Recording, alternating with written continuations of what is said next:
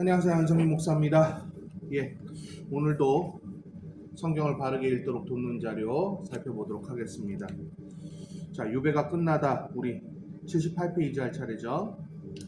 자, 유배 온 유다는 신바벨론이 천하무적으로 보였기 때문에 유배 기간이 70년이면 끝날 거라고 하는 예레미야의 예언이 실현될 거라고 생각하기 어렵다고 보는 이들이 상당히 많았습니다. 그러함에도 신은 강대국 페르시아가 갑작스럽게 일어났고 다니엘은 신바벨론 왕 벨사살에게 그의 날이 얼마 남지 않았다는 경고의 예언을 합니다. 이 예언이 바로 진행되어서 BC 539년 10월 메대와 바사가 연합하여 페르시아라는 제국의 형태를 갖춘 후 페르시아 왕 고레스가, 여러분 고레스라는 표현은 중국 음역입니다. 원래는 미국 전 세계에서 통일해서 쓰는 이름은 키루스입니다. 뭐라고요? 키루스 2세입니다. 키루스 2세. 자신의 지배권 아래 두면서 예레미야의 예언은 성취됩니다. 봐요. 역사를 이끄시는 하나님에 대한 이야기가 어디에 실려 있다고요? 역사 기록, 우리가 역사서라고 불리는 책들에 실려 있다는 겁니다. 자, 키루스 2세는요, 포로 잡혀온 민족에게 관용 정책을 펼칩니다. 관용 정책을 펼쳤다는 건 그들에게 자유와 자치권을 허락했다는 얘기예요. BC 538년에는 유대인들이 본국으로 돌아가 성전을 재건하는 것을 허락하는 칙령을 발표한 뒤 성전의 기물들까지 어떻게 했다고요? 돌려주었어요. 이거 돌려주기 쉬운 건 아니잖아요. 그렇죠? 그렇지만 유대인 역사가 요세푸스는 유배로 온 많은 이들이 이미 정착한 상태였기 때문에 새로운 터전을 벌이고 다시 떠나고 싶어하지 않았다는 것을 기록했어요. 그러니까 하나님의 말씀을 믿었다는 거예요? 안 믿었다. 믿은 사람은요, 채 10만이 되지 않았어요. 여러분. 바벨론 포로 끌려간 사람들은 얼마나 됐었죠? 바벨론의 포로 끌려간 사람들은 얼마나 됐었죠? 600만이 넘었거든요.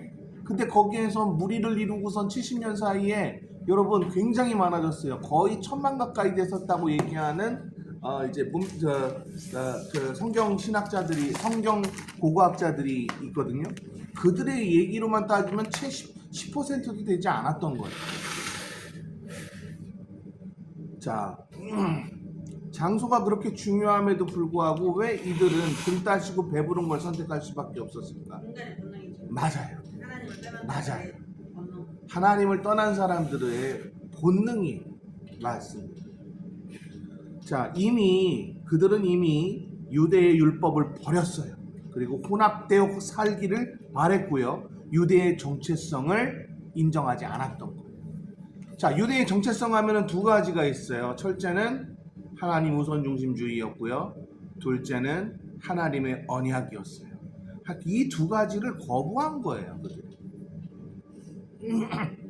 여기까지 다 이해되셨죠? 자, 오늘날 통시적으로 적용해 볼까요? 그리스도인에게는요, 두 가지의 정신이 있어요. 하나는 하나님 절대주권주의, 나머지 하나는 하나님께서 우리에게 이끌어 가신다고 하는 견인이죠. 우리는 언약을 뛰어넘어 견인의 모습으로 우리는 살아가고 있는 거예요. 하나님이 이끄시기 때문에 우리가 지금 존재하는 거잖아요. 여러분 맞죠? 그 다음 다니엘과 에스더 한번 볼게요. 이거 하나 요청해서 물어본 게 있었는데 이거 대답해 달라고. 여러분 수요 예배 왜 드린다고 제가 말씀드렸죠? 그리고 칼빈이 수요 예배에 대해서 뭐라고 정의했죠? 중심. 그렇죠. 중심이라고 표현했는데 칼빈이 이거를 신학적으로 그래서 뭐라고 표현했죠? 신학적으로 혹시 기억나시는 분 계세요?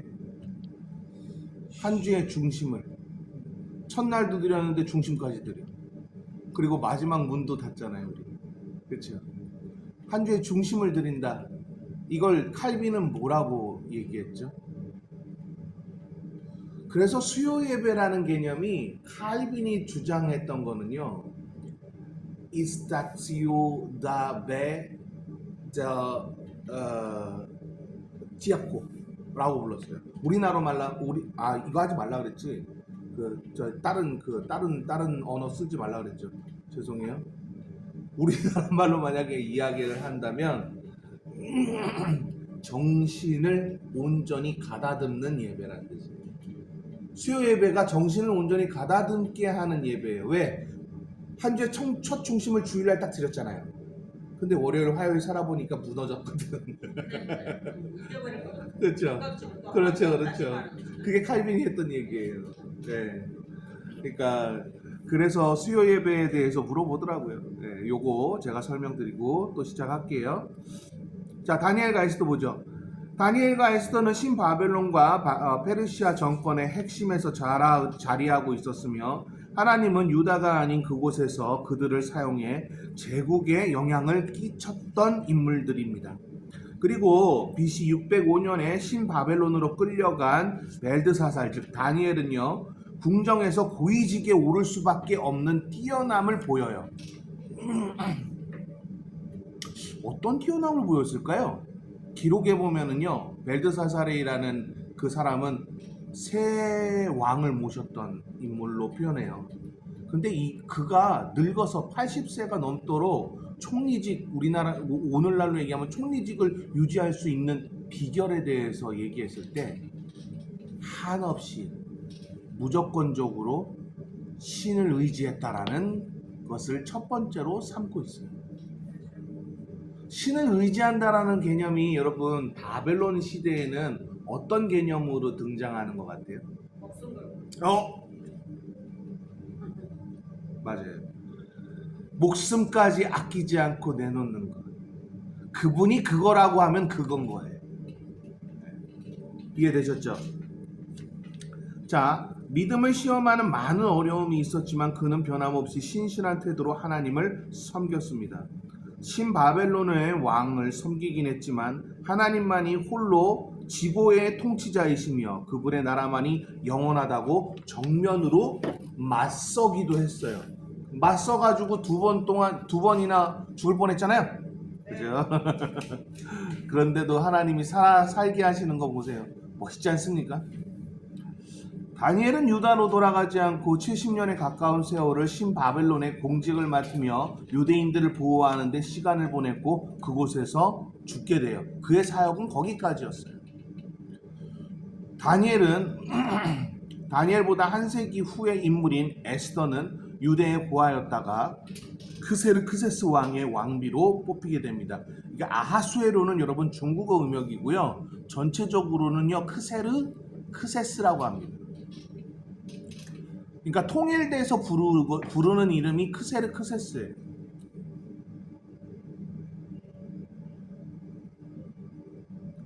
우리나라는 중국어 음역을 자꾸 쓰는 이유가 있어요. 성경이 어디에서 왔어요? 중국을 통해서 왔어요. 네, 그래서 그렇습니다. 그녀는 왕비의 지위를 적극적으로 활용해서 유대인을 몰살시키려고 하는 하만의 거대한 음모를 뒤덮었는데 유대인은 이 사건을 불임절이라고 정하고선 축제로 기념하고 있어요. 현재까지요. 그래서 야엘 목사가 저한테 얘기해줬던 불임절에 대해서는요. 불임절은 진짜 축제래요. 그래서 그 슬픈 노래가 안 나온답니다. 그 느린 노래들 있잖아요. 그런 노래가 안 나오고 매번 행사 막 어마어마하게 막 그 뭐 빵빠레 막 터지고 막 그런 거 있잖아요. 그게 끊이질 않는데 며칠간? 7일간. 저도 놀랐어요.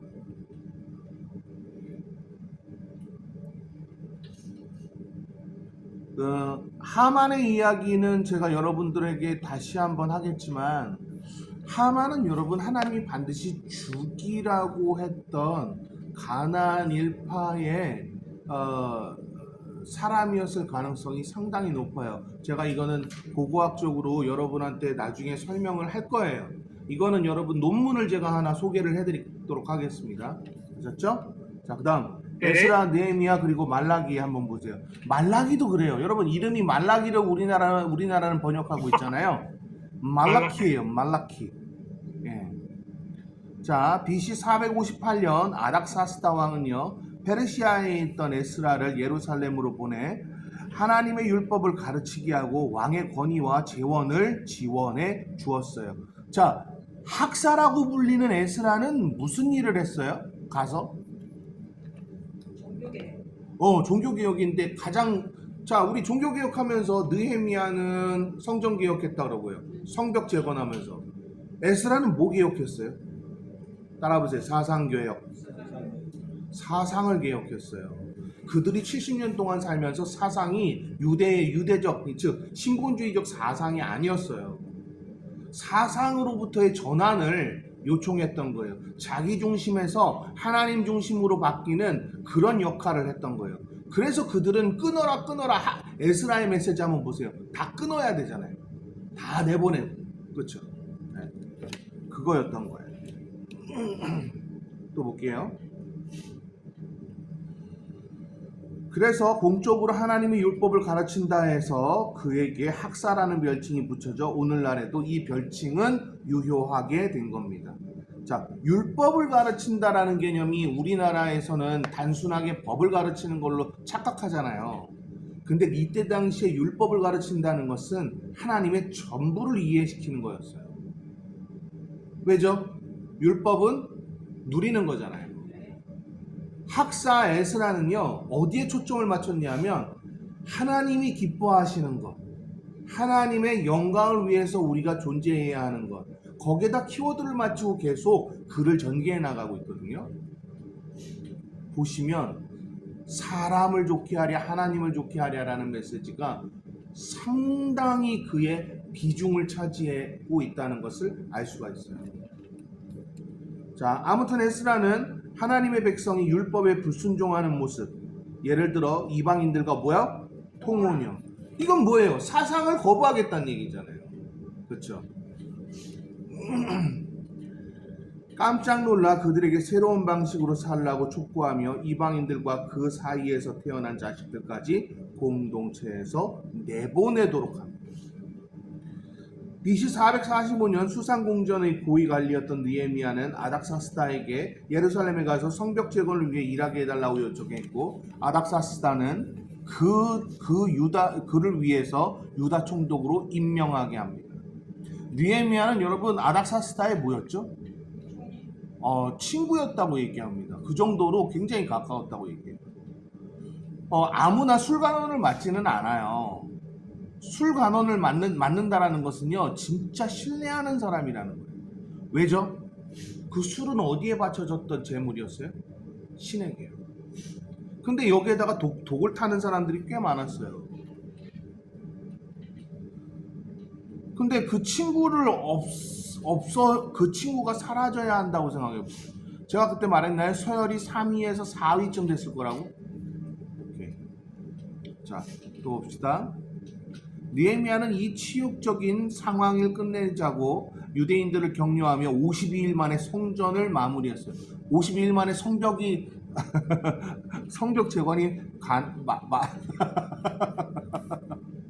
예루살렘 여러분, 예루살렘 둘레가 몇 킬로였다고요? 14킬로. 네? 둘레가 몇 킬로였다고요? 이거를 52일 만에 가능하다고요? 장로님 건축업자시잖아요. 근데 이게 됐네요? 52일 만에? 이거 뭐예요? 하나님이 기적을 경험하게 하신 거 아니에요? 그죠?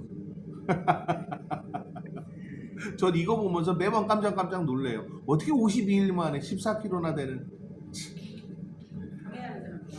그러니까 방해하는 사람도 말고 그래가지고 칼도 차고서는 근무했어요. 그 칼 차고서는 여러분 그 무거운 짐 짊어지고서 올라가가지고 재건하는 게 가능해요? 열정이 있어. 간절한. 그러니까 하나님이 움직이셔서 하나님이 그들의 모든 것들을 다 주관하시니까 이게 모든 것들이 다 완벽하게 돌아간 거예요. 자, 봅시다. 개혁의 선봉에 서서 가난한 사람들을 돕는 게 느헤미야의 사역이었어요. 자기는 돈 받았어요? 자기 천재성. 그죠? 이 사람 멋지지 않아요, 정말? 네. 우리에게 그리스도인이 어떠한 사람이어야 하는지를 우리에게 정확하게 드러내고 있지 않습니까? 네. 하나님의 일에는 돈을 아끼지 않는다. 저는 편안하게 살려고 거기서 머물렀던 사람들. 그러니까요. 그러니까 하나님의 일에는 돈을 아끼지 않는다. 이 이야기를 저에게 너무 충격으로 다가왔었어요. 사실 이 이야기 제가 어디서 처음에 전도사 시절에 어디에서 처음 읽었던 것 같아요. 여러분 그 존 오웬이 썼던 그 느헤미야서에 관한 강해라는 그 책은 아닌데 그 그냥 논문 형식의 theory라고 할게요. 그거를 제가 어디에서 구했어요. 그걸 어디서 제가 어떻게 구해가지고 그걸 읽는데 거기에서 처음 제가 그걸 읽은 거예요. 그래서 느헤미야에 대해서 알고 싶다 싶어가지고 느헤미야에 관한 모든 것들을 제가 막 읽기 시작했죠. 그러다가 이거 알게 된 겁니다. 와, 충격이었어요. 그래서 여러분 제가 그런 얘기했죠. 하나님의 일이라면 아낌없이 자기의 모든 것을 내던지는 사람 구약에서 여러분 찾아라고 하면 3명 찾을 수 있잖아요. 누구였죠? 기억나시는 분? 느헤미야. 그러니까 느헤미야는 마지막으로 치고요. 옛날부터 자기의 전부를 다 바쳤다고. 딱 하면 여러분 나와야 되는 게 노아예요. 예, 그 다음에요. 딱 하면 또 나와야 되는 거 누구죠? 다윗이라 그랬잖아요. 기억나세요? 네. 그렇죠. 이게 역사 속에서 야훼 목사가 그러는 거예요. 너 한번 생각해 본 적 있어? 하나님의 일이라면 모든 것을 포기하고 자기의 모든 것을 다 헌신하며 아끼지 않았던 인물 이 구약에서 3명만 대봐. 저한테 처음에 그렇게 물었어요. 저 성경 해석학 전공할 때요. 그때 제가 그랬어요. 그래도 노아는 들어가지 않을까? 노아는 자신의 120년을 그렇게 했잖아. 그랬더니 또 얘기하더라고요. 아브라함 그랬더니 아브라함은 아니라는 거예요. 아브라함보다 더 많이 하나님의 영광을 위해서 쓴 사람이 있는데 그러면 뭐 느헤미야? 그랬더니 느헤미야 전에 얘기해 보라는 거예요. 근데 아무리 생각을 해봐도 좀 생각이 안 나는 거예요. 그랬더니 걔가 다윗이라고 얘기를 하더라고요. 그러면서 다윗에 대한 그 여러 가지 것들을 저한테 좀 읽게 하는데 정말 하나님의 영광을 위해서는 자기가 젊은 시절 다윗은 정말 모든 걸 다 했더라고요. 우리도 하나님의 일이라면 여러분 그렇게 해야 되지 않을까요? 네. 아멘. 저는 정말 그렇게 다 하려고 합니다. 자, 또 봅시다. BC 433년 그는 일을 마치고 페르시아로 돌아갔다가 432년에 다시 돌아와 총독으로 2번째 임기를 시작해요. 여러분 총독이라는 일이 그렇게 쉬운 일이 아니었다 그래요. 그때 당시 문헌으로 보면 이 총독은 잘못하면 죽는 일이었어요. 왜냐하면 거기에서 성과를 내지 못하면 반드시 죽음으로 보답해야 하는 일이었어요. 근데 죽지 않고 돌아갔다는 건 52일 만에 성벽 재건을 아닥사스다가 인정해줬다는 얘기예요. 근데 2번째 또 거기에다가 총독으로 보낸 거예요. 왜 그랬을까요? 느헤미야 말고는 거기에 일어나는 분쟁들을 해결할 리가 없다고 여겼어요. 에스라보다도. 대단하지 않습니까? 그러니까 아닥사스닥이 인정했다고요. 이걸 통해서 저한테 야엘 목사 그러더라고요. 느헤미야에 대해서 저한테 새로 소개를 할 때 그래서 우리 유대인들은 느헤미야를 하나님 앞에 가장 인정받은 사람으로 설명한다고 그렇게 얘기하더라고요. 자, 봅시다. 그리고 이들과 동시에 활동한 말라키는 영광스러운 미래에 대한 예언자들의 약속을 의심하는 이들을 꾸짖으면서 주님의 날이 참으로 오고 있으며 삶의 방식을 바꾸지 않으면 그날이 심판이 때가 될 거라는 걸 선포했습니다. 아우, 돋보기가 필요할 것 같은데 지금 하나도 안 보이네.